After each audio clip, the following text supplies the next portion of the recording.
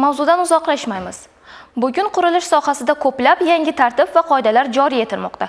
Bu jarayonda yurtdoshlarimizda savollar tug'ilishi tabiiy. Qurilish va uy-joy kommunal xo'jaligi bosh boshqarmasi rahbariyatining joylarda o'tkazib kelayotgan sayyor qabullari ana shunday savollarga javob topish, aholi bilan ochiq muloqotni mustahkamlash va murojaatlarini joyida o'rganish hamda muammolarga tezkor yechim topishga xizmat qilmoqda. Bizning galdagi lavhamiz fuqarolar bilan o'tkazilgan navbatdagi sayyor uchrashuv haqida.